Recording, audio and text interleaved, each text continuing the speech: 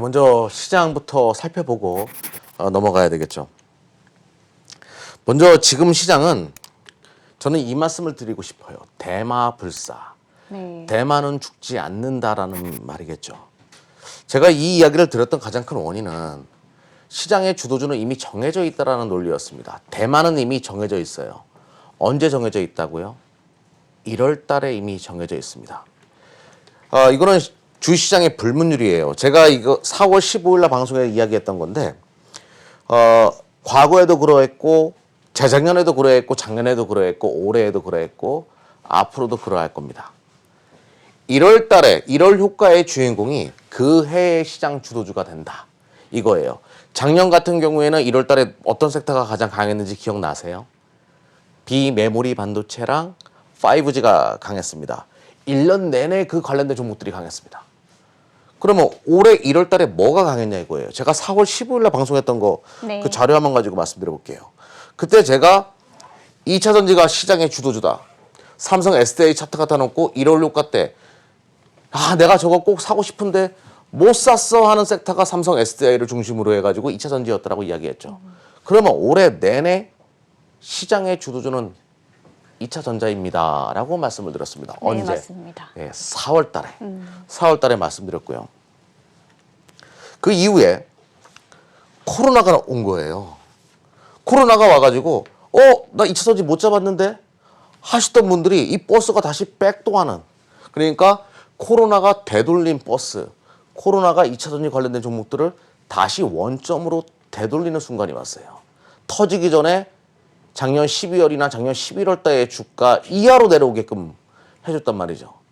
그래서 제가 4월 15일 날 삼성 SDI를 요때 설명드렸고 뜨기 전입니다.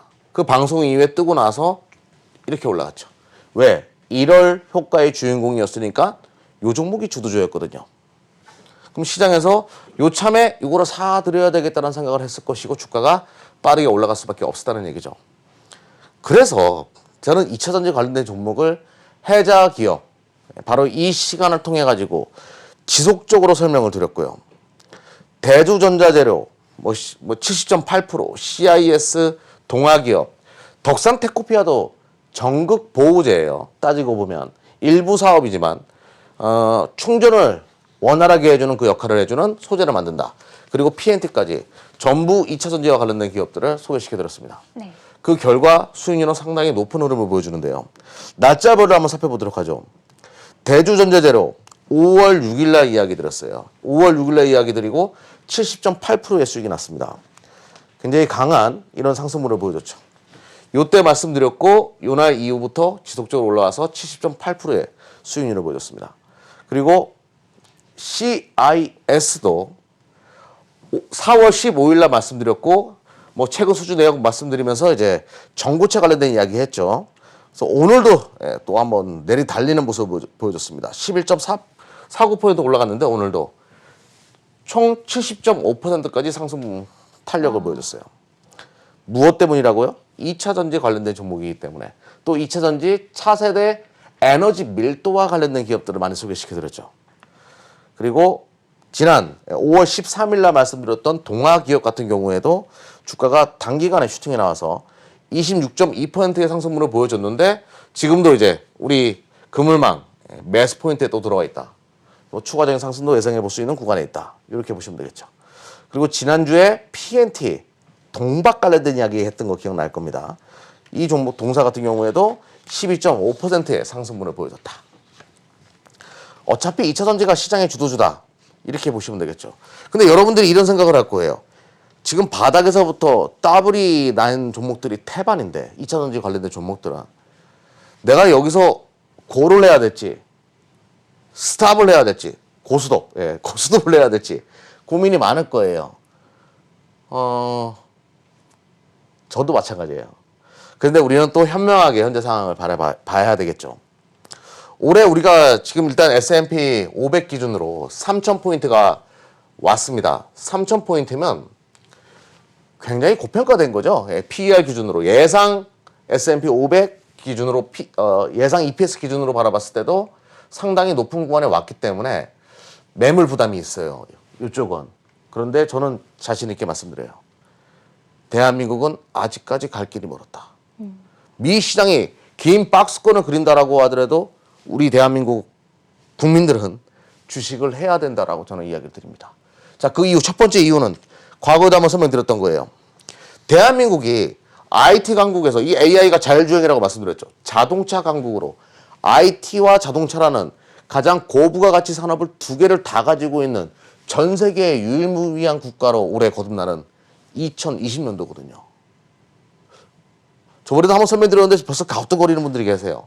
대한민국 누가 뭐라 하더라도 IT 하드웨어의 최강 국가입니다. 네. 근데 이제 또 자동차 최강 국가로 가요. 왜? 전기차 시대가 열리기 때문에. 전기차는 바퀴 달린 자동차, 그게 아니에요. 바퀴 달린 냉장고예요. IT 산업이라고 보시면 되겠죠. 좀 자세한 얘기는 지금부터 좀 설명드려 보도록 하겠습니다. 세상이 깜짝 놀란 게 드디어 LG화학이 파나소닉을 제낀 이 부분에 대해서 제가 지속적으로 강조를 했어요. 근데 제가 여기서 또 자신 있게 말씀드릴게요. LG화학은 올해 그 시장 점유율을 더욱더 넓힐 것이고 파나소닉의 시장 점유율은 계속 쪼그라들 겁니다. LG화학은 1위를 완벽하게 굳히기로 접어드는 그런 한 해가 될 거예요. 유도할 때 굳히기 아시죠? 굳히기로 접어드는 그런 한 해가 될 겁니다. 왜 그런지 지금부터 제가 좀 설명을 드려볼게요. LG화학이 그렇다라고 하면 삼성 S대의 SK이노베이션도 같이 성장하는 그런 흐름을 보여줄 겁니다. 전 세계 1, 2, 3위를 대한민국이 다 차지할 수도 있다. 제가 과거에도 말씀드렸어요. 과거에 테슬라가 파나소닉 배터리를 탑재해가지고 한번 충전해가지고 머큐리 정도 가면 와 이랬죠. 그때 450km 가면 와 역시 파나소닉이다 이렇게 얘기했습니다. 3세대 전기차 배터리라고 얘기할게요. 요거를. 근데 지금 LG화학이 올해 2월 달에 내놓은 테슬라 용 배터리는 668km를 가는 거예요. 제가 이거 엄청 중요한 거라고 항상 설명을 드립니다. 기술에 있어가지고 파나소닉을 제껴버린 거예요. LG화학이. 그 결과가 LG화학이 시장 점유율 1위를 차지하게 만든 거고요. 그러면 테슬라 입장에서는 LG화학을 계속 쓰고 싶단 말이죠. 왜? 출력이 기가 막히니까. 근데 LG화학은 그러지 않아요. 테슬라에만 납품할 수가 없어요. 파나소닉처럼 길들일 수가 없는 조직이라는 거죠. 왜? LG화학은 폭스바겐 그룹의 배터리도 책임져야 됩니다. 여기에는 아우디도 있고 폭스바겐도 있고 페라리, 포르쉐죠. 포르쉐도 있고 벤틀리도 있고 여기서 만드는 전기차 LG화학이 또 책임을 져야 됩니다. 와. 테슬라 입장에서는 파나소닉처럼 길들이기가 참 어려워요. 얘는 고객사가 많기 때문에. 그리고 요 업체들이 테슬라에 납품하는 그 배터리를 몰고 나온다고 생각을 해보자고요. 테슬라 입장에서는 그동안 우위에 점했던 부분을 상당 부분 뺏길 수가 있는 거예요. 이래저래 LG화학은 부담스러운 존재인 거죠. 나의 지금 아군이기도 하지만 적군일 수도 있다라는 그런 생각을 안 할래 안 할 수밖에 없는 거죠. 그래서 테슬라가 자기네 자체 배터리 만들겠다 이렇게 어그로를 까는 겁니다. 또 하나 얘만 있냐 아니죠. GM그룹도 LG화학과 합작법인을 설립해가지고 배터리를 찍어내기 시작합니다. 뭐 허먹고 담당했다 이런 얘기 보실 거예요. GM그룹도 보통 기업이 아니에요. 정말 많은 뷰기라는 기업도 가지고 있고 정말 많은 자회사를 가지고 있는데 여기서 만들어지는 전기차도 LG화학이 전담할 가능성이 너무너무 높아진 거예요. 테슬라가 과거 파나소닉 갖다 했던 갑질을 할 수 없는 상황이라는 거죠. 그러면 누가 지금 갑이에요? LG화학이 갑인 거예요. 네. 배터리 업체들이 에너지 밀도를 최대한해서 끌어올릴 수 있는 600km 이상 배터리를 만들어낼 수 있는 대한민국 3사가 갑으로 변화하는 2020년이 된다. 이렇게 보시면 되는 겁니다. 이거를 절대로 작게 봐서는 안 되는 거예요, 여러분들. 그러니까 지금 2차전지 관련된 종목들은 이유 있는 상승. 어떤 분들이 뭐 녹색 유대 정책의 수혜주다. 아닙니다. 이거는 실질이 있는 테마주가 아니에요. 실질이 있는 누구도 부인할 수 없는 지금 시장의 주도주라는 거죠. 흔들리지 마시라는 겁니다. 또 하나 테슬라가 또 이런 분들이 계실 겁니다. 그러면 테슬라와 CATL이 합작 법인을 설립해가지고 배터리 회사를 만든다라고 하는데 LG화학, 삼성 SDI, SK이노베이션 위험해지는 거 아니냐 이런 말씀을 하신 분들이 계세요. 제가 그러면 데려 묻겠습니다. 요거 중국의 회사랑 LFP라고 제가 분명히 말씀드리죠. 요거 가지고 LG화학이랑 맞붙는다고요? 삼성 SDI랑 맞붙는다고요? 하라고 그러십시오. 어쩌라고 제가 항상 말씀드리잖아요. 이거는 말 그대로 지금 LG화학이 커져가는 이 부분에 대한 부담감, 그리고 LG화학이 타 고객사들과 함께하는 그 부분에 대한 테슬라의 공포감이라고 보시면 돼요. 어차피 테슬라는 3분기에도 LG화학 거 대부분 지금 뭐 중국 쪽에서는 100% 쓰고 있는데 테슬라는 LG화학에 의존할 수밖에 없어요. 왜? 제품의 질이 최고니까. LG화학을 놓쳐버리면 다른 고객사들이 LG화학을 가져가 버리면 테슬라는 이 시장에서 옛 이름으로 바뀔 수도 있습니다. 그냥 지나가는 바람 정도로, 또 지나가는 소나기 정도로 시장에서 기억할 수도 있어요. 그만큼 배터리는 중요한 거니까. 제가 이런 이야기를 드리는 데 있어가지고는 애플을 생각하시면 됩니다. 왜 테슬라나 GM이나 폭스바겐 같은 기업들이 LG화학이나 국내 배터리 업체들과 협업을 계속 진행하려고 하냐면 가장 중요한 부분은 선점 효과예요. 초기 시장에서 내가 IT 산업이잖아요. 자, 전기차는 IT 산업입니다. 애플 생각하시면 돼요. 선점 효과 그리고 브랜드 인식이라는 것이 계속 세뇌되어지는 그런 상황을 만들 수 있기 때문에 선점하기 위한 그런 전략이다. 그래서 대한민국 배터리 업체들은 계속 갑질을 할 수밖에 없다. 계속 성장해 나갈 수밖에 없다. 이렇게 보시면 될 것 같습니다. 네. 그래서 대한민국은 자동차 강국이다. 자, 요거 굉장히 중요하고요. 두 번째로는 제가 누누이 말씀드려요. 대한민국 지수가 불안하지 않은 이유는 우리 형이 있어가지고 삼성전자가 있어서라고 항상 제가 이야기 드려요. 삼성전자가 애석하게도 올라간 게 없어가지고 이렇게 말씀드리는 부분도 있습니다. 그런데 제가 1월 효과 이야기했죠. 1월 효과 때 삼성 SDI만 강했냐 이거예요. 2차 전지만 강했냐 이거죠. 아니죠. 반도체 쪽에서도 삼성전자가 1월 효과의 주인공이기도 했습니다. 상당히 강한 흐름을 보여줬죠. 근데 코로나 때문에 떨어졌어요. 근데 주가가 안 가. 주가가 안 갑니다. 그러니까 참, 아니, 삼성 SDI는 전고점 돌파하고 새로운 시공가를 갱신하고 있는데 삼성전자는 안 가고 있죠. 여기에는 여러 가지 이유가 있는데 아주 그냥 여러분들이 눈에 보이는, 근데 차트상으로는 지금 노란 색깔로 바뀌어서 전형적인 매수 포인트에 있는 자리예요. 안 가는 이유는 딱 하나예요. 외국인들이 너무 많이 팔아가지고. 뭐 그거 이상 그 이하도 아닙니다. 근데 외국인은 왜 이렇게 파냐 이거죠.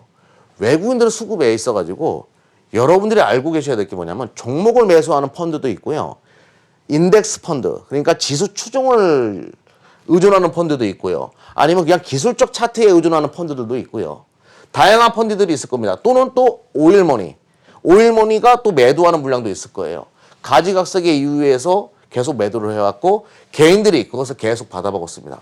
결과론적으로 개인들은 이 삼성전자를 코로나를 이용해가지고 기가 막힌 상황에 잘 매수를 했는데 저점 기준 대비해가지고 삼성전자를 가장 많이 샀어요. 개인들이. 1위잖아요. 순매수 상위 1인데 삼성전자는 13.6%밖에 오르지 않았어요. 최저점 대비해서. 그 이야기는 개인 투자가들 대부분은 손실 보고 있다는 거예요. 참 슬프죠. 근데 여기서 개인들이 방향을 틀어서는 안 돼요. 계속 삼성전자를 가지고 계시는 분들은 고집을 하셔야 됩니다. 수익을 나는 보고서 팔아야 되겠다라는 그런 마음가짐을 가지셔야 돼요. 그 이유를 지금부터 설명드려 볼게요. 제가 외국인들의 수급은 언제쯤 변화하냐라고 여러분들이 물어봐요. 외국인들이 삼성전자 언제쯤 삽니까? 그리고 대한민국 시장 외국인들은 언제쯤 매수할까요? 제가 달러 인덱스를 항상 이야기 드립니다. 달러 인덱스가 조만간에 꺾이기 시작할 것이다. 이때부터 외국인 수급은 본격적인 매수세로 바뀔 것이다 라고 이야기해요. 드디어 달러 인덱스가 요 검은 선 이상을 넘어가게 되면 제가 뭐라고 했죠? 매물선. 100 이상으로 올라가게 되면 매물선이 출현해가지고 떨어질 것이다 라고 말씀드렸고, 자, 드디어 추세가 하락 추세로 전환되기 시작했어요. 그 이야기는 안전자산에서 위험자산으로 외국인 수급이 방향을 틀고 있다 이겁니다. 그러면 대한민국 대표적인 위험자산이 뭘까요? 국가대표 위험자산. 그렇죠. 삼성전자 주식이겠죠. 외국인들이 안전자산 쪽에서 매도를 취하기 시작했다. 그 이야기는 삼성전자 주식으로 방향을 선회할 가능성이 높다. 본격적으로 삼성전자도 상승 모멘텀을 탈 가능성이 높다. 근데 이런 분들이 계십니다. 근데 지금 반도체 경기가 불안불안한데, 실적이 불안불안한데, 첫 번째 반도체는 요 서버용 디램은 그만 얘기할게요. 하도 많이 얘기했으니까. 서버용 디램 수요 회복에 의해서 요게 2년 주기잖아요. 2020년도부터 서버용 디램 수요가 다시 상승하는 구간이기 때문에 디램 가격은 어느 정도는 또 낸드 가격도 어느 정도는 하방을 지켜줄 수 있다. 그리고 모바일 쪽 이야기하겠습니다. 모바일 쪽 교체 주기가 30개월 이상이에요. 그러면 여러분들이 기억나실 겁니다. 전 세계 스마트폰 보급이 폭발적으로 늘어났을 때가 언제였나요? 2017년도예요. 그러면 지금 교체 주기 정도에 맞물렸다는 얘기죠. 올해가 2020년도니까. 30개월이라고 하면 2년하고 반입니다. 그러면 2020년도 올해 하반기 정도부터는 이 교체 주기가 맞물려가지고 신흥시장에서 모바일 판매도 다시 회복될 가능성이 높다. 이렇게 보는 거죠. 근데 여기서 여러분들이 이런 생각을 할 거예요. 지금 코로나 때문에 힘든데 스마트폰은요. 필수 소비재입니다. 어떤 상황이 되더라도 이 스마트폰에 대한 수요는 발생할 수밖에 없다라는 거죠. 또 하나 화웨이와 관련된 우려감을 갖는 분들이 많이 계십니다. 아니 미중 무역 분쟁으로 인해 가지고 화웨이 잡으면 어떻게 되냐? 중국에는 화웨이만 있는 게 아니에요. 샤오미, 비보 이런 기업들도 있지 않습니까? 그 기업들은 누구 모바일 디램을 쓰나요? 삼성전자, SK 하이닉스 거 쓰잖아요. 또 하나 화웨이가 120일 동안의 유예기간을 줬기 때문에 드디어 한국경제신문에서 뉴스가 나왔습니다. 화웨이가 미국과 장기전 대비해서 재고 확보 나선다. 메모리 반도체. 그럼 단발적으로 삼성이나 SK 하이닉스의 모바일 재고 수요가 발생할 수 있고 디램 가격과 낸드 가격이 다시 우상향하는 모멘텀도 오히려 화웨이가 가져올 수도 있는 상황이라는 거죠. 그럼 결론. 방패인 삼성전자가 버티고 있기 때문에 쫄지 말라 이거예요. 대한민국 시장이 또 올라간다라고 하면 삼성전자가 치고 나가면서 올라가게 되면 지수는 또 빠르게 더 올라갈 수 있겠죠. 세계 시장 어느 곳보다 강할 수 있어요. 자, 2차 전지가 창이 돼서 먼저 끌고 그 뒤를 메모리 반도체 관련된 기업들이 끌기 시작하면 대한민국 시장은 새로운 국면으로 또 접어들 수 있겠죠. 그래서 전 세계 시장에서 가장 매력 있는 것은 대한민국 주식이다라는 것을 강조드리면서 해자가 있는 기업 본격적으로 진행하도록 하겠습니다. 자, 오늘 해자가 있는 기업은요. 2차 전지 관련된 또 LG와 관련된 기업이기도 하고 삼성이나 SK 하이닉스와 같은 메모리 반도체 관련된 방패 관련된 기업이기도 한 야누스의 얼굴을 가지고 있는 기업입니다. 이 기업은 SKC라는 기업인데요. 먼저 제가 요거를 설명드릴게요. LG화학 배터리의 그 비밀, 668km를 간 비밀에 있어서 음극재 바꿨죠. 그래서 대주전자재로 치고 나갔습니다. 뭐 양극재 관련된 에코프로 BM 이런 기업들도 최근에 치고 나가죠. 그리고 동박 굉장히 중요하다라고 말씀드렸고 전고체 관련된 CIS 이런 것도 치고 나갔어요. 또 하나 오늘 설명드릴 것은 지난주에 했던 PNT가 납품하는 장비를 납품하는 SKC라는 기업인데요. SKC는 이 동박을 정말 잘 만드는 기업이에요. LG화학의 주 고객사, 납품사이기도 합니다. 그럼 제가 여러분들에게 하나 한번 되새겨 보자고요. 동박을 에너지 밀도 출력을 600kg 이상 하기 위해서는 동박의 어떤 면을 강조해야 된다라고 이야기 드렸죠?